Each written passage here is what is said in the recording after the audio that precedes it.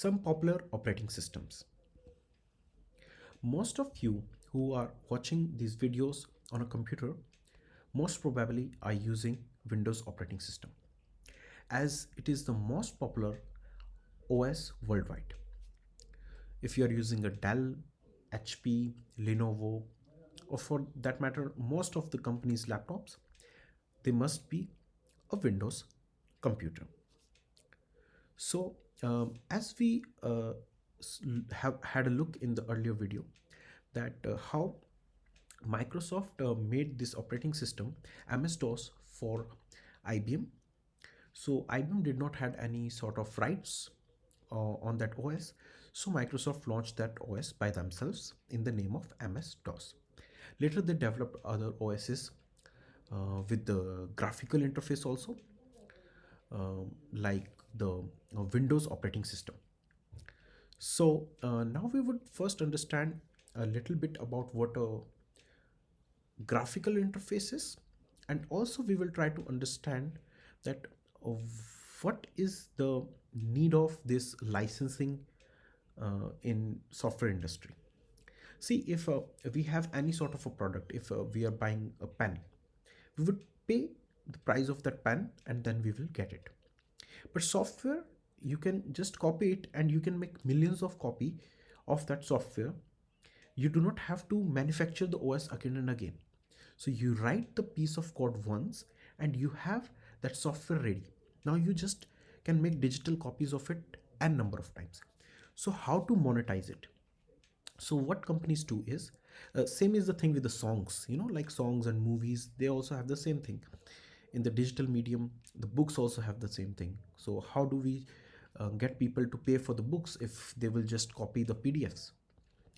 So we have a term called as copyright, that who has manufactured the original product has the copyright on it, and if anyone copies that product or material, they have to give them a fees.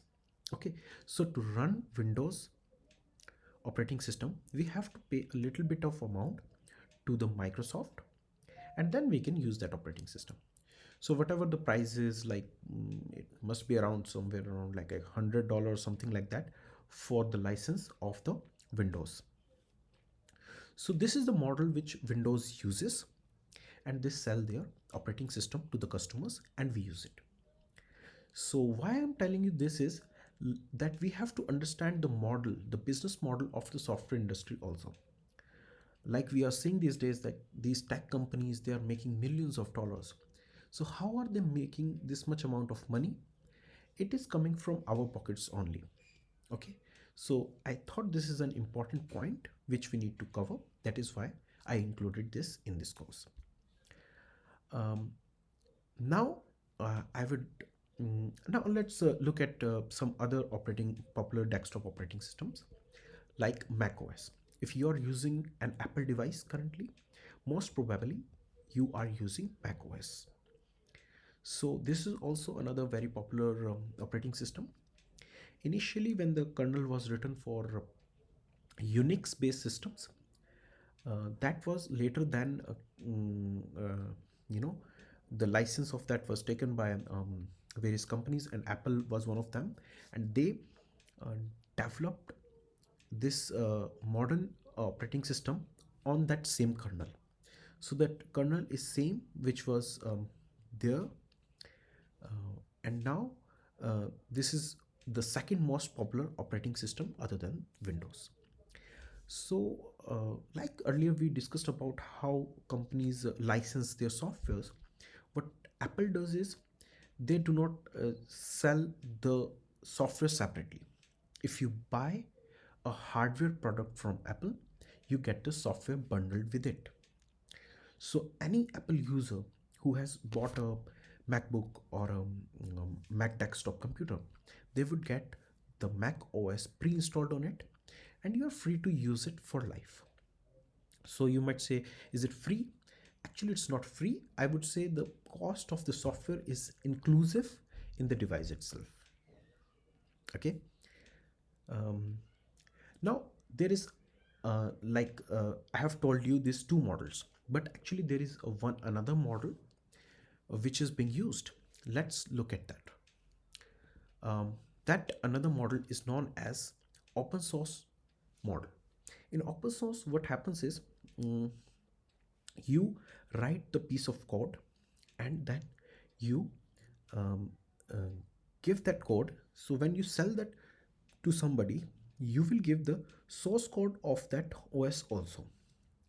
So, like Linux is a very popular open source OS.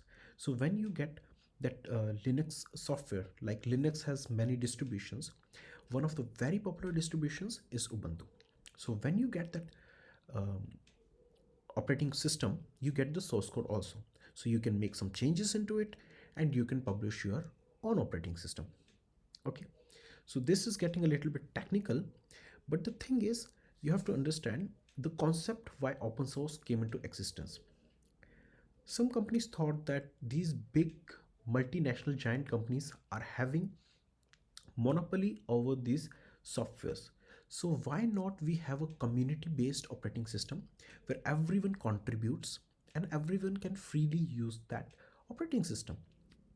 So the concept was good, and in this everyone many developers contribute and make enhances into the system, and then they launch their own operating system. So that is why you see so many different operating system based on Linux, like Mint, Ubuntu, then we have Red Hat, and many such things. And some of these operating systems are actually commercial operating systems which you have to actually pay and get. So open source does not necessarily mean it's free. The concept was to bring on the community, but some of the operating systems in open source community are also paid software.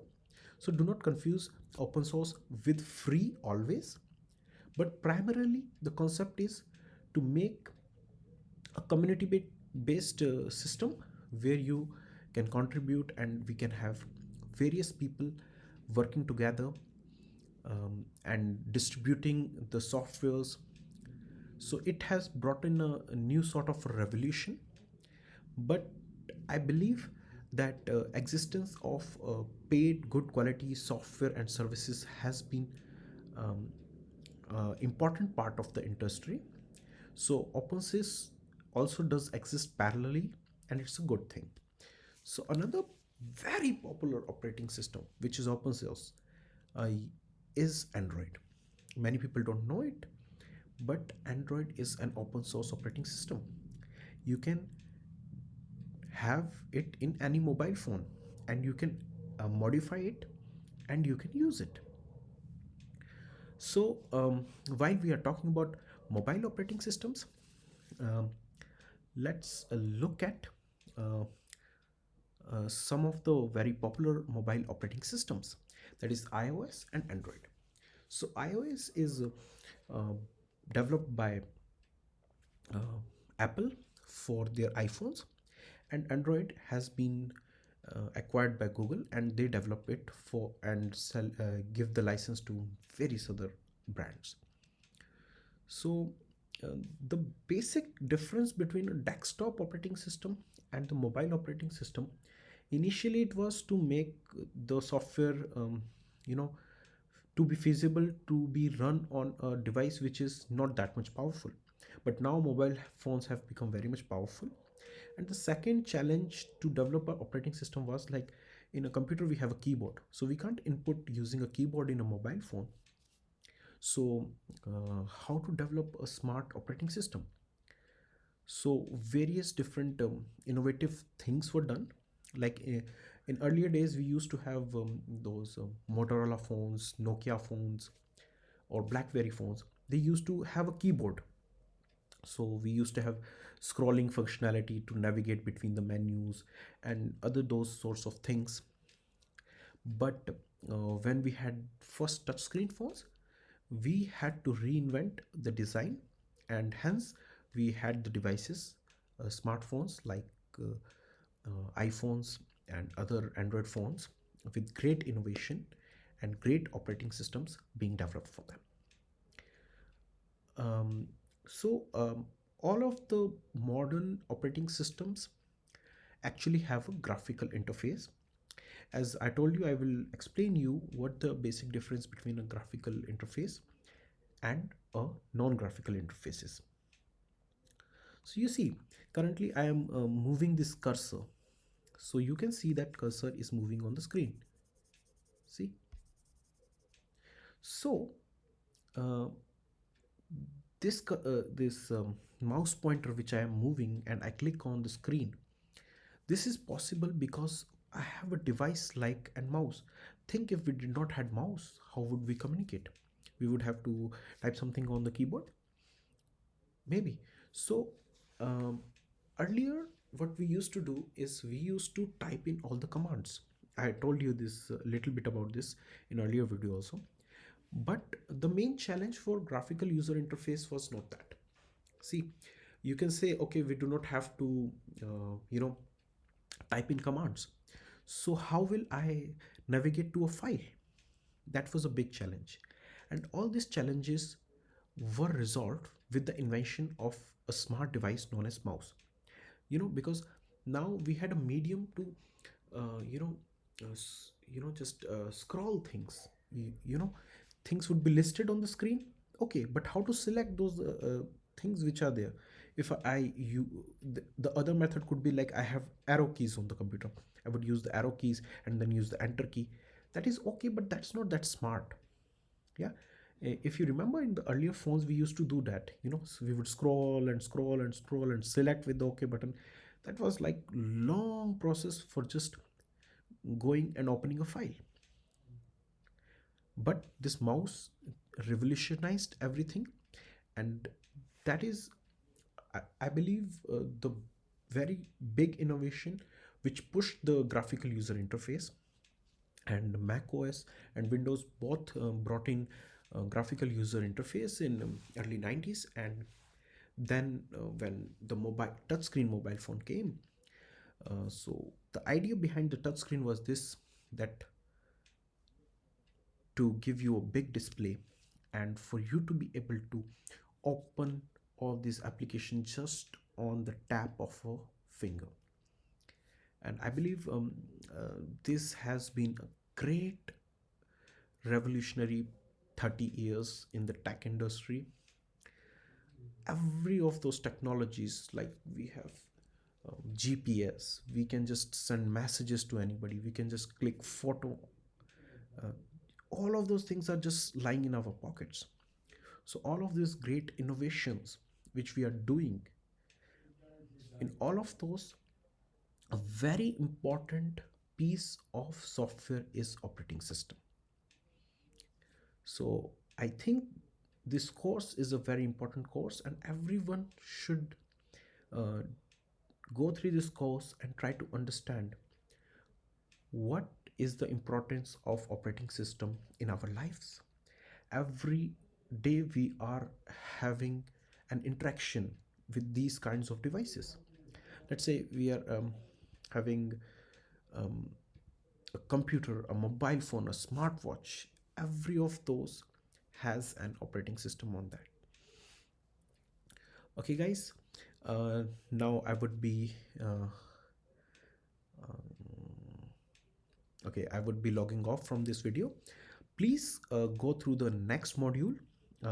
There we would just get to know a lot of more things about operating systems. Thank you.